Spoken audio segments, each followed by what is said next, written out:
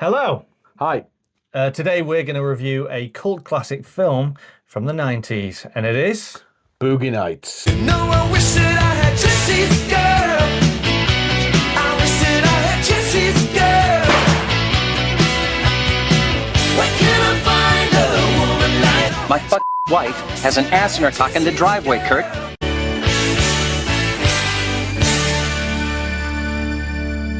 Okay, yeah, so this one is it's actually a little bit different from the other reviews that we've done, because a lot of the reviews we've done haven't been kind of critically liked that much, whereas this one is held in like high critical regard, really.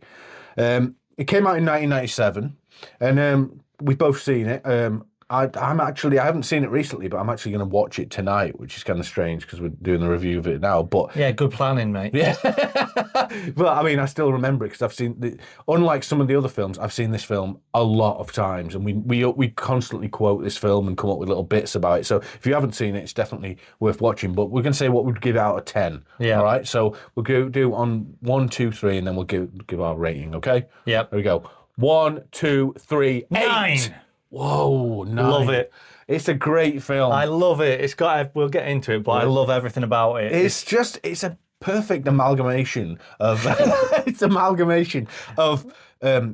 it's got comedy in it, it's got like drama in it, it's got intrigue in it, it's based on factual kind of things in real life. Yeah, pathos. It's got great acting, it's got great performances. The directing. Yeah, the directing's great. Just so many things of it, just kind of, you can remember so many moments, and they're not all kind of related to each other. But like a quick synopsis of it, if you've never seen the film before, and if you haven't, you should give it a watch because it's definitely worth it. It follows the rise and the fall of a guy called Eddie Adams. He's a young guy. He becomes an adult movie star named Dirk Diggler in 1970s Los Angeles. It's actually based on John Holmes, who was like an adult film star. And the film explores his fame, excess, struggles with addiction, and changes in the adult film industry throughout like the 1980s.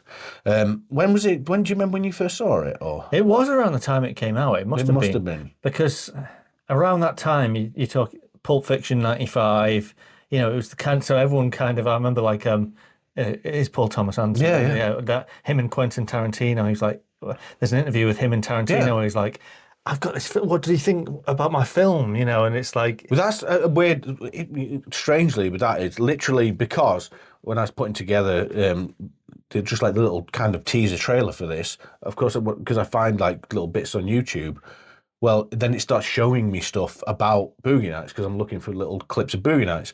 And it was actually showing an interview with Quentin Tarantino where he was saying about the actual film. And he said around that time, that Paul Anderson, in all of his like interviews, they kept naming Quentin Tarantino because it was like Quentin Tarantino was like so different from new directors, where it's like he's like rock and roll director. And it's just, they mention you so much that I think it's about time that me and you get to know each other and talk so we don't have any weirdness about it. And so we got together and we had some drinks and we became great friends ever since. That's why they kind of get drawn in together. But it's like, one of the interesting things Tarantino said was, because the Burt Reynolds character in it it's basically based on this real life adult like film guy.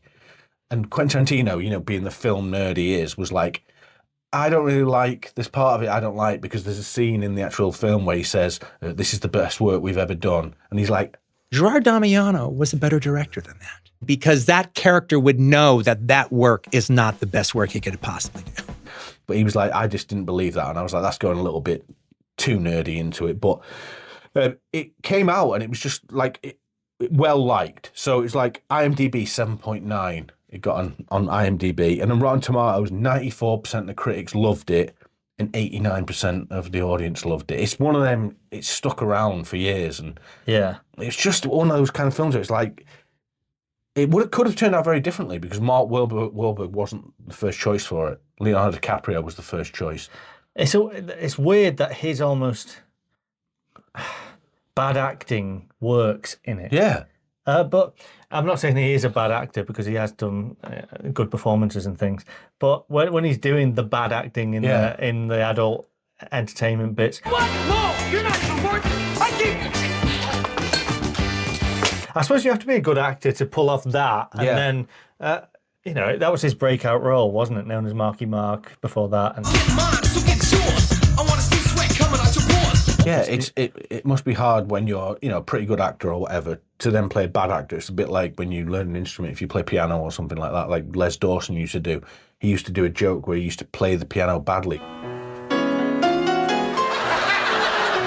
But it's like, because he was so good at piano, if you're that, your brain is just muscle memory of into knowing the right keys to hit. And it's like that. If you're an actor, you're like, well, now I've got to act badly.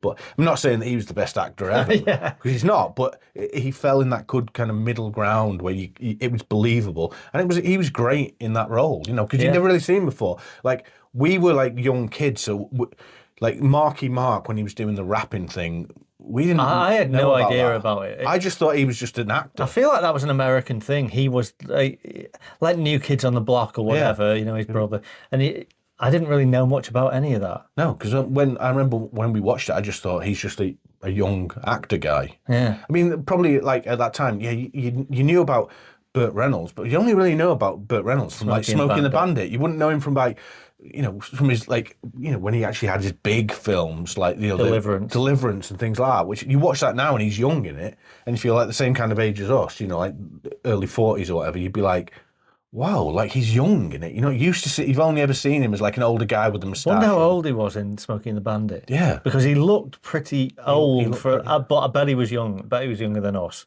Probably was, yeah. But it's he's great in it. Philip Seymour Hoffman's great in it. He plays a great character. I've never seen him before. That's the first time I'd ever seen it. I saw Don Cheadle talking. He was talking with Conan. I know you like watching the Conan podcast.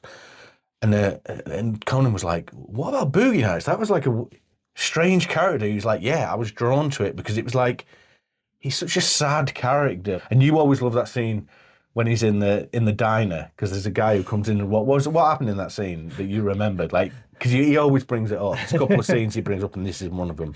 There's just this guy comes in and starts to rob the diner. He's like, give me the money. And then he's like, I can't give it. Shut the fuck up! You shut the fuck up! I always think when they're casting that guy, because I've never seen that guy in anyone else. No, I haven't seen it. But it was such a pitch perfect delivery of that man. Shut the fuck up! Literally, when we were talking about doing Boogie Nights, I can't remember why it came into my head to do it, but it might have been something to do with, like, you know, that line, because I left him a voice note on WhatsApp, and I was even thinking before I said, yeah, because we'll be able to mention that guy. Remember that? Shut the fuck up! I had to get it right. I was like, I want to make sure I record it correctly so he knows that I've tried my best to get that impression right. Because he always does that. And there's many times when I say to him, have you seen the remote control? Where is it? And he goes, the other scene out of the film, he goes, it's in the box. In the master bedroom, under the bed.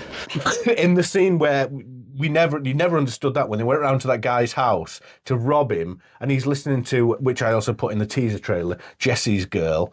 He's like, Jesse's Girl, Rick Springfield. And he's just like, got those firecracker things going off, like, bang! Jesse is a friend. That is the most tension in a scene. Yeah, you're just like... You're so on edge because you know they're going in there and then something's going to happen. It's masterful directing. Yeah. And it keeps cutting back between them, and you just like see Mark Wahlberg kind of glazed out, and then Thomas Jane just there like...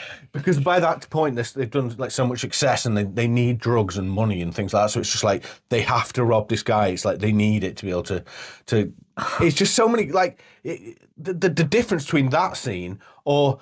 like we said before, they do the cop thing where it has that line where it's like, what would you say? Do you think that your films promote violence against women? He's like, we do not promote violence at all. And it cuts the clip, and he's like, I'm gonna ask you nice.